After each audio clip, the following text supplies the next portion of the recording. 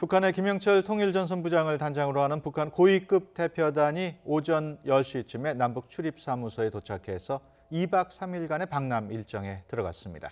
방남 반대 농성이 펼쳐지고 있는 통일대교 대신 우회로를 통해 서울로 들어왔습니다. 취재기자 연결합니다. 김주환 기자. 네, 김주환입니다. 네, 북한 고위급 대표단 남측 지역에 왔죠? 네, 경의선 육로를 통해 방남한 북한 고위급 대표단은 오늘 오전 10시쯤 경기도 파주 도라산 남북 출입사무소에 도착했습니다.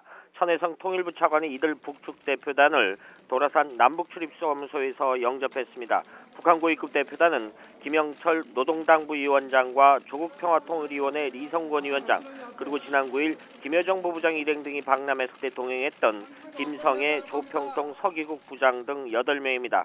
김영철 부위원장은 천안함에 대해 어떤 생각을 갖고 있느냐, 방남 소감을 말씀해달라는 취재진의 이딴 질문에 다소 굳은 얼굴로 아무런 대답을 하지 않은 채 지나갔습니다. 이들은 오늘 저녁 8시 평창 동계올림픽 폐회식에 참석할 예정입니다.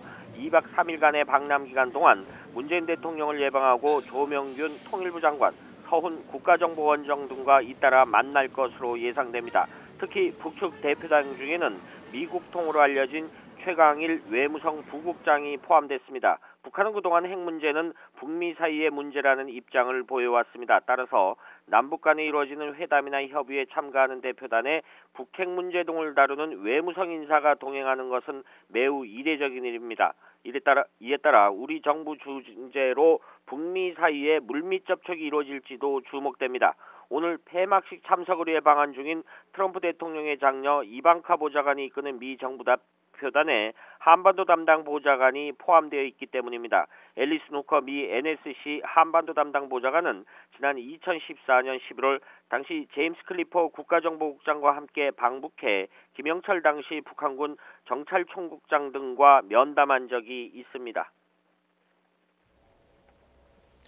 네, 오늘 파주 통일대교에서는 긴장감이 아주 팽팽했습니다. 김영철 부위원장의 방남을 둘러싸고 반대 농성이 펼쳐졌죠.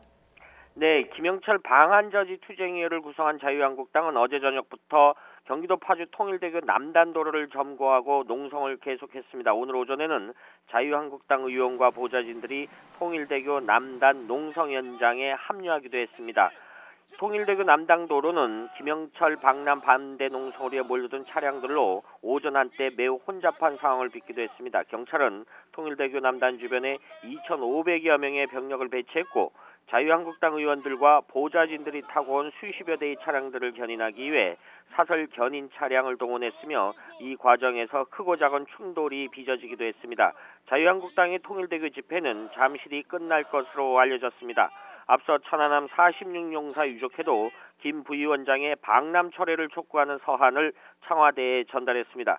정부는 이번 논란과 관련해 천안함 폭침이 북한 소행인 것은 맞지만 김영철 부위원장이 주도했다고 단정할 수 없다는 입장을 밝힌 적이 있습니다. 특히 이번 방남이 남북관계 개선과 비핵화 진전 문제를 협의하기 위한 책임 있는 인물이라며 국민의 대승적 차원의 이해를 요청하기도 했습니다. 지금까지 YTN 김주환이었습니다.